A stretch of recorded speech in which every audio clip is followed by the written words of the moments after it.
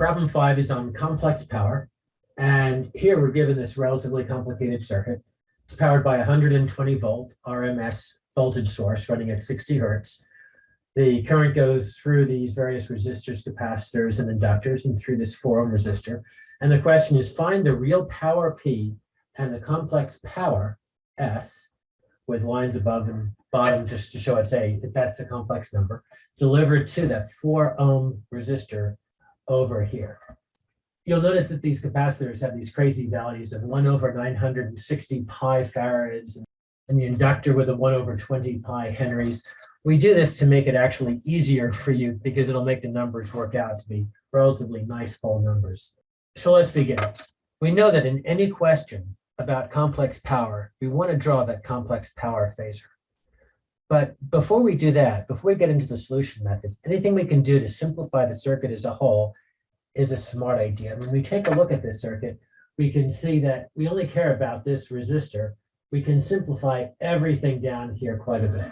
So let's redraw this in the frequency domain and find the impedance of the capacitor first. So the impedance of the capacitor is 1/j omega c, which here would be the same thing as minus j, since 1/j is equal to minus j over omega. So let's see, if we've got 60 hertz, we know that omega equals 2 pi f. So we can say 2 pi 60, and then we'll put in this value of 1/960 pi. Those pi's cancel, and we get minus j of 120/960. But that's just the same thing as 1/8, minus j up here, times 1/8. So that's equal to minus j8. And similarly, we can find the complex impedance of the inductor. It's equal to j omega L, which would be 2 pi 60 times 1/20 pi. The 20's pi's cancel, and we are left with J6. Now we've got these 2 resistors, and they're in parallel. So we would like to find out what is 24 in parallel with 8. And you can do that product over sums. You can do that as 1/24 over 1/8. But instead, I'm going to say, since these things are multiples of each other, we could imagine this 8 as being made by 3 24 ohms in parallel. So putting it in parallel with another 24 would have 4 24 ohms in parallel. So that's just 6 ohms. You can also do a product over sums, but this just lets me do it in my head. And now we've got these 2 capacitors that are in series. Now, ordinarily, capacitors in series, you combine the capacitances like you would for resistors in parallel. However, when we're working with impedances, everything works like resistances. So in order to find the combined impedance of these 2 devices right here, we'll pretend that they are minus j8 resistors, and we'll say that the total resistance is equal to, I'll say this minus Z total is equal to minus j8 plus minus j8. Since if these resistors are being parallel and they would add, it would be minus j16. So now we can redraw our circuit as 120 volts RMS. That squiggle means it's AC. And our 2 resistors in parallel, we said was equal to 6 ohms right here. We've got our 2 capacitors put together, which has a capacitance of minus J16. Then we've got our inductor with an impedance of J6, and our resistor, which is 4 ohms. And I'm going to go one step further and say, since all these interesting components up here are in series, let's just add them together. We'll get a 6 minus J10 device. It's not really a resistor, it's not a capacitor. It's just a generalized impedance, and we've got our 4 ohms over here. Now we're in a better position to answer the question about what is the real power and the complex power delivered to the 4-ohm resistor.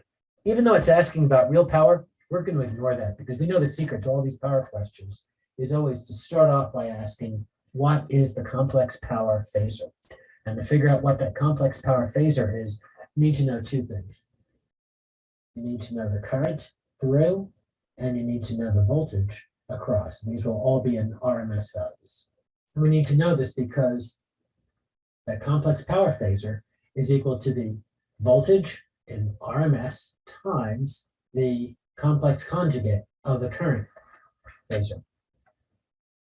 So how do we figure these things out in order to plug VRMS and IRMS in here? Let's start off by finding IRMS.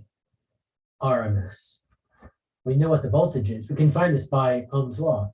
It's 120 volts RMS divided by the total amount of resistance that that voltage source sees. And it sees a total of 6 minus J10 plus 4. Just to keep this all using the same units, it would be this. So in our calculators, since we don't need to put in units, we just say 6 plus 4, which is 10, minus J10. And because I'm bad with calculators, I'm likely to make a mistake. I would divide top and bottom by 10 before I put it in. I would throw that in the calculator and it will put out 6 plus J6. Now it is true that you could solve this by multiplying top and bottom by the complex conjugate of the denominator. So we could multiply the top by 1 plus J, the bottom by 1 plus J. At some point though, I'm not so averse to using a calculator that I'm not just going to put it in there. And then similarly, VRMS, we could, if you wanted to, do a voltage divider here. But since we already know the current going through it, I'm just going to use Ohm's law again. I'm going to say it's equal to the current through it times its impedance. So we know it's 6 plus J6 times 4. And now we don't even need to use the calculator, just by inspection. It's 4 plus J24. And this would be amps RMS, and this would be volts RMS. And armed with this, we're in a position to finally find out that complex power phasor. It's equal to V RMS times that complex conjugate of I RMS. So it's equal to 24 plus J24 times the complex conjugate of this. And the complex conjugate is just the same thing with the imaginary part reversed. That goes in the calculator and out pops a real number of 288. Now, it's important to realize that in general, the complex power phasor is complex. But right here, it happens to be real. That's not by chance. It's because we're finding the complex power phasor for a real resistor. And resistors always dissipate all of their power purely as a real number. So it's not surprising for this particular case that the complex power is purely real. We still have to measure it in volt amps, even though it's purely real. But now that we know that, we can draw our complex power phasor. So here's the real part of the complex power phasor, which is P, the real part of S. And this is Q, reactive power, which is equal to the imaginary part of S. And when we draw this on here, we see that there's no imaginary part here. It's all the way over here at 288. And therefore, there is no reactive power, and all the power is real. Or so it's got a different unit now, right? It's got a unit of watts. So now we found the answers to the first two questions. The complex power is 288 volt amps, and the power is the same, 288 watts. And that's because all of that power is being dissipated as real power in that real valued resistor. There's no reactive component that's being shuffled back and forth. Let's take a look at part B to the problem, which is find the power factor and seen by the source. And also correct it. Find the inductor or capacitor that when placed in series will correct the power factor to 1. Now, this is an interesting question. You already know from your notes how to find, let me just separate this here. You already know from your notes how to find the parallel capacitor. That's the more commonly used one. There's a pre-made formula for you. It's P times tangent of theta 1 minus tangent of theta 2 all over your omega VRMS squared. And in this particular case, your P would be 288. Theta 1, you'd have to figure out. That's the current phase angle of this whole circuit. But you could figure that out pretty fast. In fact, we should probably do that right now. Theta 1 is equal to the power factor seen by the source. We'll figure that out in a second. Theta 2 is the corrected power factor. Well, the relationship between the power factor and the theta is this. So if you have a power factor of 1, that means our theta 2 here would have to be equal to 0. Inverse cosine of, that's the inverse cosine of 1 is 0. We know what our omega is, it's 2 pi 60, and we know what our VRMS is, it's equal to 120. Throw that in and you get your capacitance, but that is of a parallel capacitance. That corrects it. And our problem is saying, what is it in series? So this is a non-standard program really designed to see if you understand what you're doing. Let's ask for a second, what does it mean to have a power factor of 1? It means that your load has to look purely resistive. All of its complex power will be real. There will be no reactive power. And if that load does look completely resistive, then that should be a pretty easy thing to figure out how to find a parallel L or C. We can figure out right now what the true impedance is of our circuit. The impedance that the load sees, I'll call it Z sub L. That's a bad one because there's a inductor in there. The impedance of the load is equal to, we've already figured it out. It's down here. It's equal to 6 minus J10 plus 4, or 10 minus J10. So to make that purely real, we'd have to add in an impedance that's plus J10. Then we'd have a purely real load, and then all of the power delivered by the source would be consumed by the resistors as real power. So the question is, this is what we want to have added.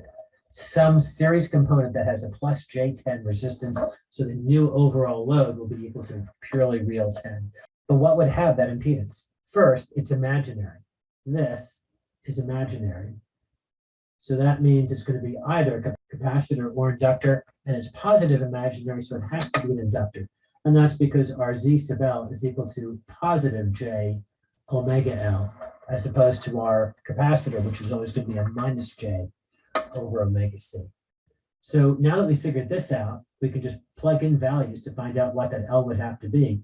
If Z sub L is plus J10, and if our omega is equal to 2 pi 60 times L, we can just solve this for whatever L is, and it would be equal to J10 over J 2 pi 60.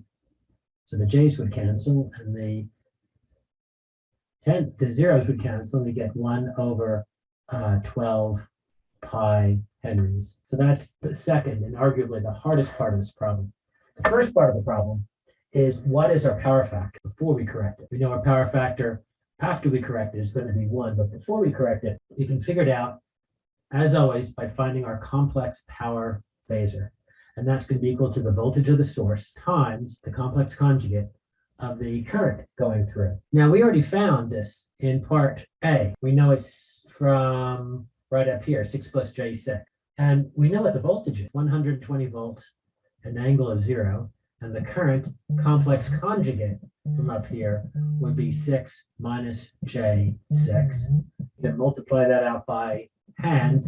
This is a real number, 120, so that just becomes 720 minus J 720. Although you could certainly put that into your calculators to find it's equal to 1,118 at an angle of minus 45 degrees, you can also just sort of imagine it. You've got this 720 out here, and you've got an equal number down here that's minus 720. So I don't know what the length of this is, but you can see by inspection, this will be minus 45 degrees. And that's all you need to know, because once you know that the theta is minus 45 degrees, the power factor is going to be equal to the cosine of your theta. And the cosine of minus 45 degrees is 0.707. And so that's the answer to the problem.